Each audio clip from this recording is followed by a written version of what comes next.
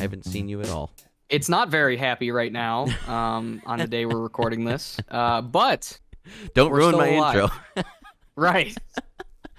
Um, it's been a hot minute, but to get I always like to say, let's get the intro stuff and the no, what's the term for that I usually say? I can't even remember now. Who cares? Let's get the intro out of the way.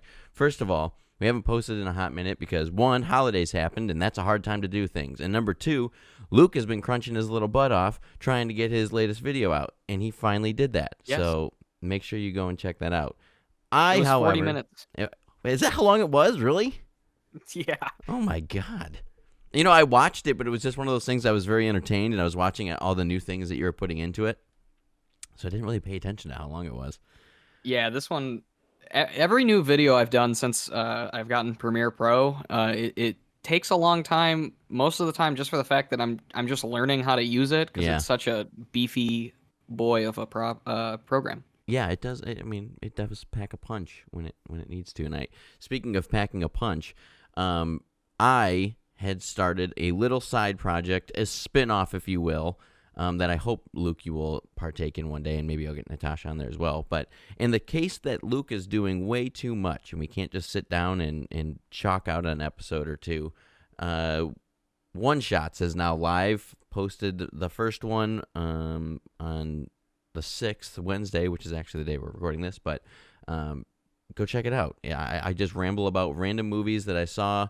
The first two, spoiler alert, are not super hot, but the third one I'm really excited to get up, and that'll be out, and I think we're going to post those every Wednesday, and then we're going to try to get on top of our TV show discussion for Fridays, but we'll see, because I think you're taking on a big project. We're going to do Cobra Kai first, and then we'll go from there. Okay. Got him. Right. So today we are talking about a beefy, very action-packed, full of story and life movie, and I have to say, I just want you to imagine real quick, living in a world all by yourself where the air can kill you, the food is limited, and every time you think that you're safe and you get a little comfortable, a superstorm comes and destroys all of it. Can you imagine that? Called Florida. Yeah. I got a better one for you. Because it could be way worse than that. You could be living in America in early 2021. Yeah, that's also true. Today, we're talking about Netflix 2019 masterpiece, I.O. And by masterpiece, I mean slow and underwhelming. Boom. That we could end the episode right there. That's all it was. Masterpiece is a post-apocalyptic movie based around a scientist's daughter who is, up until a certain point, thought to be the last woman on Earth, I guess. The last person we see for quite a while. I'm not sure exactly when Mr. Anthony Mackie enters the movie, but up until then, it is extremely boring, and which is unfair to an extent, me saying that, because I was interested. It has a good concept. Yeah. And I there are fucking hundreds of post-apocalyptic movies. Spit it out, Luke. Using my $5 words there. And I Am Legend, other movies, zombie movies, all that shit. Everyone knows the end of the world story and whatnot. So I usually try to give them a chance. And usually with these type of movies, there is a lot of slow, boring, not much going on scenes. And this movie started off that way, and I thought, okay, we'll eventually pick up, and we really didn't. The thing that we're going to do some positives and some negatives here. We'll start that off right away. We haven't done this segment in a while. I really enjoyed the world building of this movie. Like, it was kind of cool to see her in the beginning trying to identify things. It's a cool take that she's a scientist. I know that that's also a very common thing that happens in post-apocalyptic movies in a certain case, but she's trying to figure shit out, and we see her with the mask on. Obviously, we know from the trailer, if you watched it, it gives everything in the movie away. I did not. Oh, well, good for you, but the listener, if you did, you know what I'm talking about. The whole thing, though, is the air is bad in certain areas, and when you get above a certain point, I think altitude-wise, it's cleaner to breathe, and it won't kill you instantly. So I liked that. I liked there was like this, can't go past this point or you'll die without a mask on and oxygen in the actual world building. It doesn't really necessarily give you all of the details on how we get there. I mean, it kind of just says like, hey, humankind is a piece of shit and they just Which is ruined fine. everything. We don't need to explain everything. Right. So that was the cool part about it. Sets were pretty cool. I mean, you got an abandoned city and Yeah. I was gonna say production design was fairly well done, and the main thing at the beginning that kind of threw me for like, okay, we could really go either way in terms of quality is obviously our lead is trying to save the world, figure out some kind of biological mixture or ways that bees can be mated or whatever the fuck she was doing to save everything. But in the very first scene, she sticks her bare hand into some unknown water source with no gloves on. Yeah. And that made me wonder, what the fuck are you doing? Even now, people wear gloves. So, yeah. And I mean, I wrote that note as well. Like, okay, so the air is toxic, but it doesn't burn your hands, so it's only, or your skin. Right. Where's the cutoff in the suit? It looked like it was just the sleeves. Well, so she's got like, how does that work? I don't know. She's got like finger gloves on, I think. So her fingers. No, she wasn't wearing anything. And no gloves at all. Really? Well, I think in a later scene, and even in the poster, it shows her with like finger gloves, and she's got like this thing on her arm where she can beep boop and test stuff. So I don't know. Where is the cutoff of the suit? That's a great question. But it just I don't know. I guess it doesn't float as far as where the plot. It might also be the fact that we're currently living in a post-apocalyptic wasteland. I mean, for reference, the original Mad Max takes place in 2021. A Boy and His Dog is 2024, and I Am Legend started with the same scenario. It seems like we're living in right now. Yeah, so yeah. I don't know. Maybe this just wasn't a good time. I can say that all I want, but at the end of the day, this movie just wasn't very good, and it's a shame too because both the leads are both people I really enjoy. I think they're good in other stuff, but this one just kind of fell on its face. So Margaret Qualley, is that her? Is that how I say her last name? Qualley? Sure. Margaret Qualley. She's I recognized her, but I was like, where is she from? She's in Once Upon a Time in Hollywood, man. Mm-hmm. She's the one that drives around with Brad Pitt. Yeah, and we of course reviewed that when that dropped. So if you haven't listened to that yet, go check it out. But she's in another one of my favorites, The Nice Guys. Oh, yeah. So we were also talking about that. And I just remember that movie being like, yeah, a buddy cop movie. That's comedy and action or whatever. Like, I wasn't really impressed with that. But I don't remember her in that one. And apparently... Well, she gets shot and killed. Oh, shit. Spoiler alert. The movie's 5 years old. Fuck off. She's in Death Note as well, which was recently added to our list. I don't know if you've seen that, the Netflix adaptation to the anime. No, because that's based on an anime, right? Yeah, and I'm not huge and I don't know anything about that. Yeah, I'm not huge into anime as well, but it looks good. But so I was like, okay, I know who this chick is. I remember her being good in Once Upon a Time in Hollywood, but I feel like her performance just kind of fell flat. You know? She started off really well, and then she just kind of did nothing. The whole rest of the movie. There's one scene that it was the only part I could resonate with her character, and it felt like it was good acting and good emotion, and that's when her beehive gets destroyed, and she screams. You know, you get. See, I was gonna directly parallel that with later on in the film, okay. When her boyfriend Elon Musk breaks up with her, who we've seen in 2 emails, so really developed and beloved character there. Breaks up with her for some reason, even though that doesn't really make sense. Couldn't they just keep fucking communicating? I don't know. They might have explained it, but it didn't really make sense because she acted more when the bees died than when her boyfriend broke up with her. So I don't know. Yeah, is that the script or her? I guess that's what I'm asking. Ooh, good question. That might be the script because just to answer your question on that. he had mentioned in a previous email that, or whatever kind of whatever mail that is, messaging system. Correspondence. Yeah, that they have to leave Io, which is the moon of Jupiter, to go and find another place to build. Oh, and they're cutting off communication. I do remember that now. Yeah, it's just one of those things where it's like it's a minor detail, doesn't mean a whole lot. Convenience. But yeah, just kind of lay it out in front of you. Anthony Mackie, on the other hand, speaking of performance, I can't get mad at him for being in this movie and it not being that interesting because he was good. Like I watched this movie in two intervals because I didn't have a chance to finish it. And the first thing I told Vaux was the movie really picked up since Anthony Mackie joined in, and that was before I'd finished it. And I stand by that. I think he did a really good job. I actually cared about his story and how he pretty much lost it all and was tricked more or less into staying when he really should have just left Earth. Yeah, and to continue on the acting thing, there's this strange, once they get into each other, like romantic scene that they're trying to hint at, they're going to do it because they need to do it. And it's just so awkward and uncomfortable. It was strange for me. I had to check the ages of both of them just to make sure we weren't going to have Chris Hansen walk out of frame. I did the same thing because I was like, wait, how old is this person supposed to be? And how old is Anthony Mackie? I'm assuming Anthony Mackie was just playing in a better movie. This would have been he would have been like the surrogate father figure after her dad died, but instead they do the love interest too.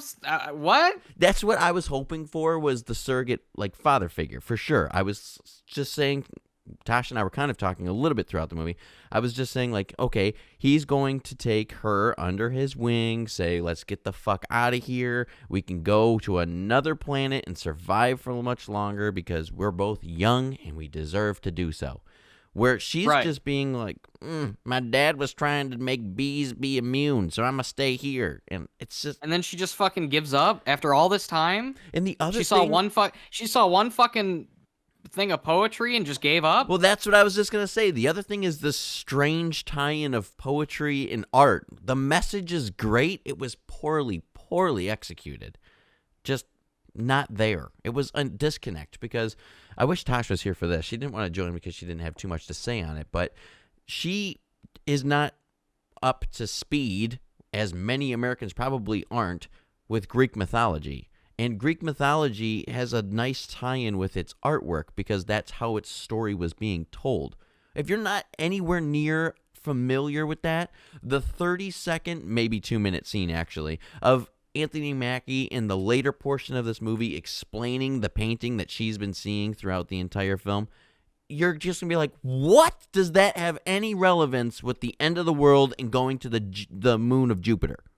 Right, because I was thinking they if I were doing it, I put my writer hat on, I guess. If I were doing it, I would have established maybe she had like half the story and has been trying to figure it out for years, or like, I don't know, something. Like you can't just have something that requires so much outside knowledge and then not explain it. I don't know, man. I just because I fairly enjoy Greek mythology. I'm not a fucking expert or anything, but very fascinating stuff. And I knew a little bit about it, so I was following along. Okay, whatever. It's gonna be about friendship, love, heart, kisses, whatever the fuck. And then I'm just thinking, why wouldn't, if she's been trying to figure this out this whole time, why wouldn't they put in a little bit at the beginning to kind of, I don't know, establish it or at least make it known? So, hey, pay attention to this later. Instead, it's just like, hey, we got 5 minutes left of the movie. Anthony Mackie's going to say 2 sentences, and then we're going to end. Well, just to touch on your point, they did kind of do that because when in the opening scene of the movie, she kind of stops and reads the saying from that piece of art that's in a subway, I think. And she's just like, yeah, cool. I've been following this. And then later on, you see 1 second shot of her holding a Greek mythology art book. And then, boom, Anthony Mackie's telling the whole story. So then maybe we just need them to, I guess, expand on their points. It was like having a vacuum cleaner and it keeps unplugging every time you start to vacuum with it. It just was so disconnected, you know? Like, Yeah, it's like, it seemed like right okay, when this movie was getting started with like interesting concepts and like cool setups, they just kind of abandoned them or like don't really do much with it, which I found strange. Like yes. I was expecting a scene where they would go up in the balloon and do something. Like they really don't do much of I anything. was waiting for that as well. I mean, so as we could just jump to the pretty much the end point here, because after the weird awkward romantic scene when she literally says we have to have sex, she actually said that. She says we have to. It was weird. You're ready. You're ready for him to be like, let's get in this fucking balloon. Let's go to the colony. Let's get into the ship. Let's go to space. But then she's like, okay, I'm going to go to a museum real quick when we're about to launch because, the air is, toxic around us. And I don't know, when they walked into the museum, this is what my prediction was, and it wasn't correct. But I thought that the air in there was going to be totally clean. And it kind of was, but I just felt like she was going to be like, okay, we can just live here now. And he would stay, and they would live happily ever after. Instead, they did kind of both. Yeah. So that's what I'm saying. I wasn't totally correct. I was kind of hoping she would just die. That's what I oh was. God. Okay, that sounds mean. I know, but like, It wasn't that I'm bad. thinking man. this movie hasn't given me anything. At least do the twist, because in these type of movies, Anthony Mackie would have been the one to die, right? Right. Absolutely. Sacrifice himself, give him give her his oxygen tank, something like that.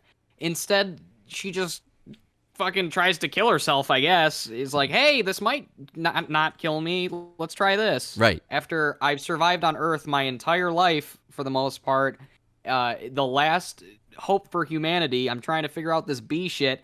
Oh, I saw one picture. I'm going to just end it all, I guess. Yeah, and then that's where that weird vibe was just sitting there. And then my favorite part of it all, we finally get a third actor in the movie. I couldn't believe it.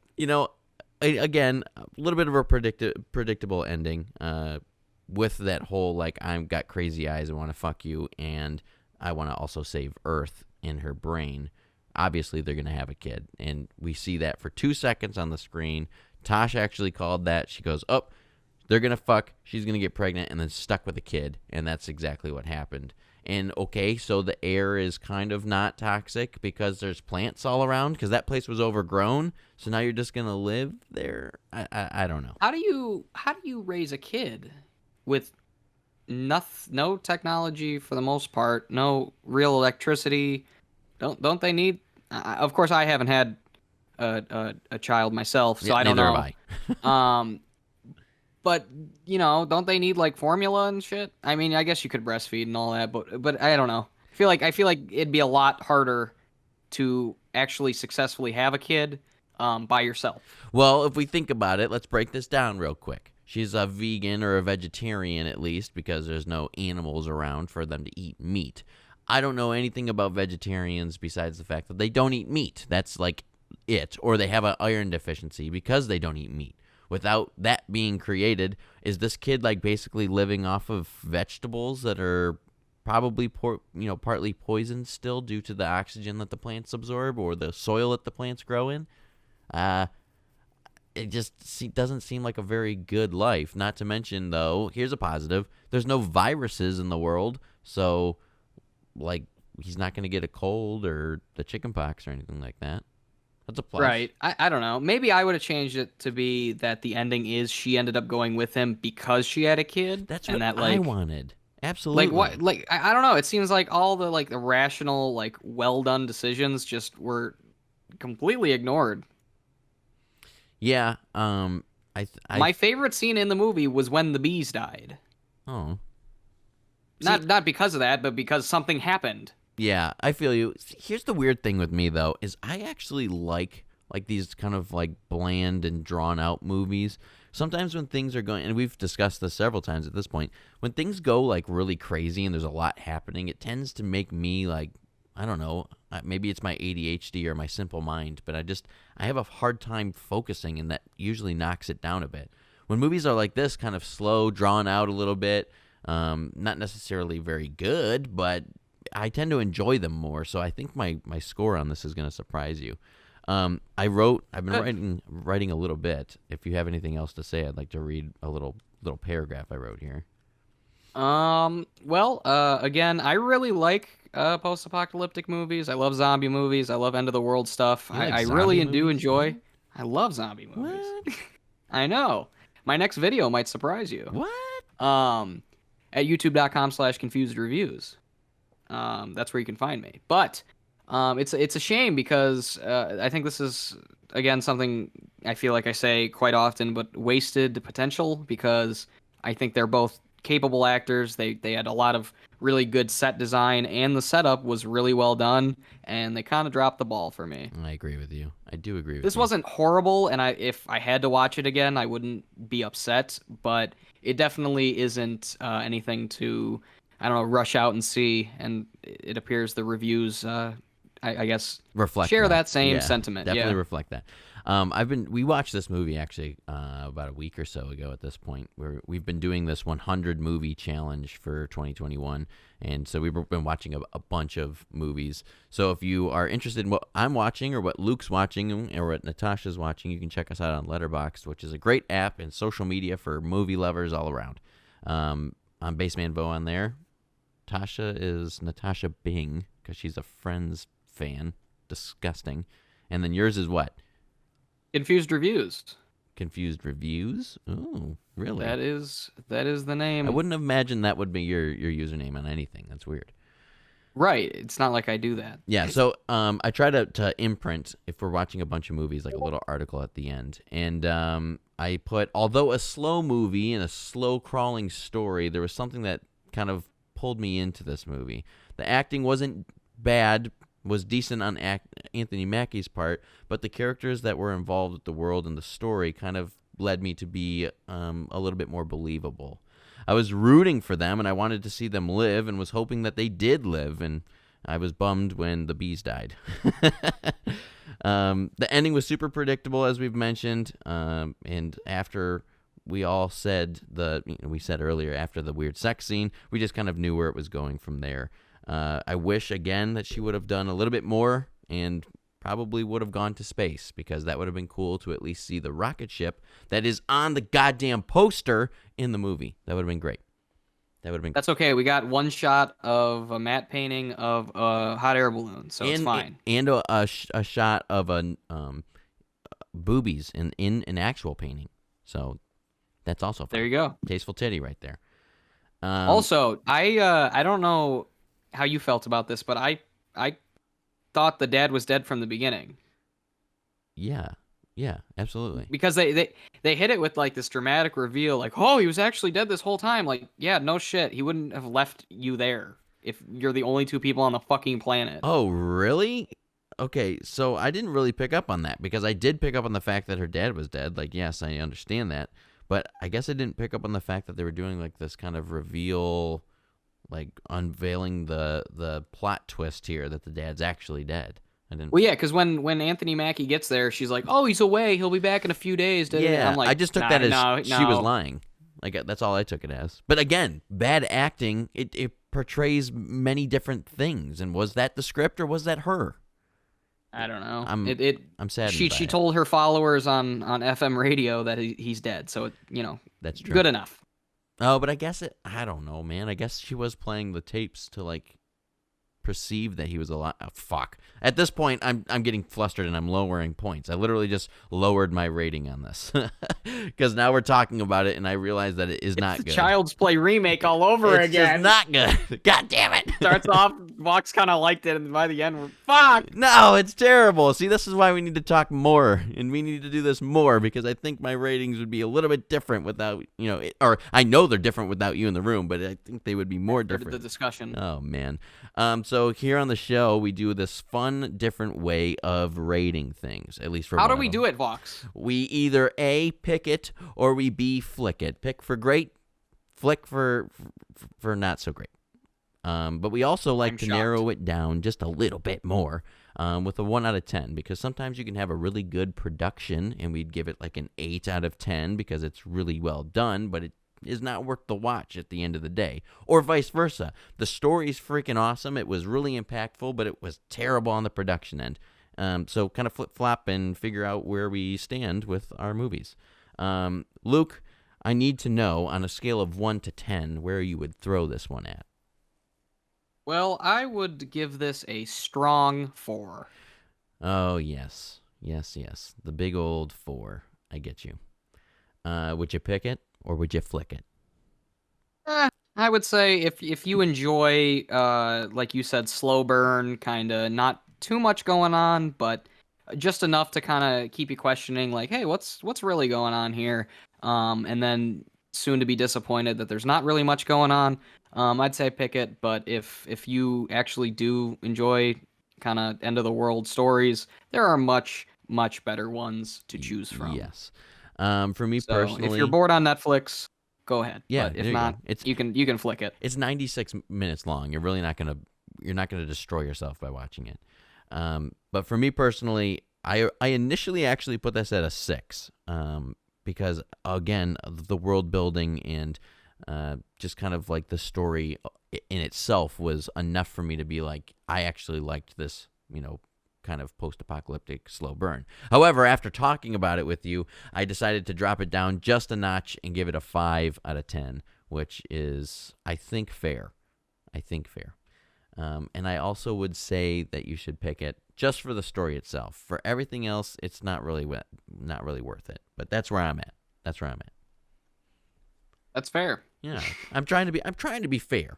All right. I've realized after doing a few of these shows that my judgment initially is not always as fair as what it could be. So that's that. Well, on signing us off, I'll do one of my favorite things to do. Yay. The two of the original cast members were Ellie Fanning and Diego Luna, but eventually both dropped out. So Ellie Fanning, really? I know. Yeah.